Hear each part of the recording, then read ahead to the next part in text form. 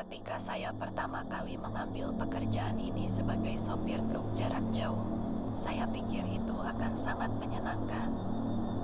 Saya pikir saya akan bisa menjelajahi negara dan melihat pemandangan, serta pulang dengan cerita untuk dibagikan kepada teman dan keluarga.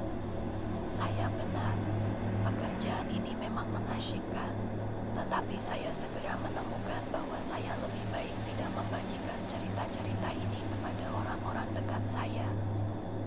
Bukan karena saya tidak mempercayai mereka, tetapi karena saya khawatir mereka tidak akan mempercayai saya. Izinkan saya mundur sejenak. Nama saya Bethany. Saya berusia 22 tahun. Dan saya telah bekerja dengan perusahaan besar selama beberapa bulan yang tidak akan saya sebutkan karena alasan yang jelas. Sejak pelatihan saya berakhir dan saya mendapatkan truk sendiri untuk mulai bekerja solo, saya telah melihat beberapa hal yang cukup aneh. Ketika Anda mengemudikan jalan terpencil di Amerika, yaitu namanya yang sebenarnya, di tengah-tengah gurun Nevada, hal-hal bisa mulai mempengaruhi Anda. Saya kira hanya masalah waktu sebelum saya melihat sesuatu di gurun pada hampir tengah malam.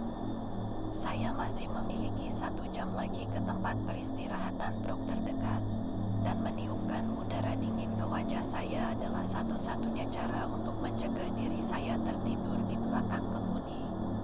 Tidak bertanggung jawab, saya tahu. Tetapi sampai Anda bekerja di pekerjaan ini, Anda tidak akan memahami betapa santainya pekerjaan ini. Saya mengemudikan jalan raya ini di gurun, dalam kegelapan malam musim panas yang dingin, ketika tiba-tiba sesuatu melintas di jalan di depan saya. Sebelum saya bisa bereaksi, benda itu sudah melintas ke sisi lain ke semak-semak.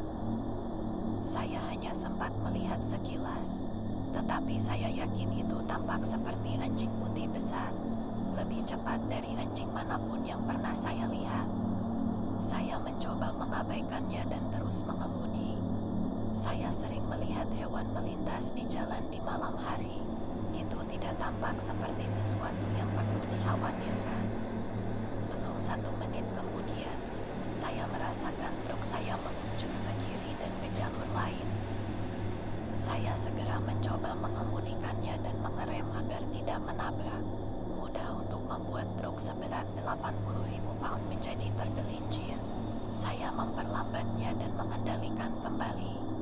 Saya mencari tempat untuk berhenti sehingga saya bisa melihat apa yang baru saja menabrak rig saya dan melihat apakah ada kerusakan. Setelah menemukan tempat dan berhenti, saya keluar dan melihat ada penyok besar di samping trailer saya. Apa-apaan ini? Kata saya pada diri sendiri saat saya memeriksa sisi trailer. Penyoknya besar, setidaknya selebar dan setinggi 5 kaki. Tidak ada bentuk yang jelas, hanya penyok umum. Saya tidak bisa membayangkan apa yang bisa menabrak saya. Pikiran pertama saya adalah mungkin sebuah batu besar menggelinding dari sisi bukit dan menabrak saya. Tetapi saya tidak berpikir saya sedang mengemudi di dekat bukit atau gunung. Sejauh yang saya tahu, itu adalah gurun datar. Saya mendengar suara tanah yang berderak di bawah kaki di belakang saya dan saya berbalik. Napas saya tertahan di tenggorokan dan perut saya jatuh ketika saya melihat sesuatu berdiri tidak jauh dari saya. Itu besar, menakutkan, dan putih.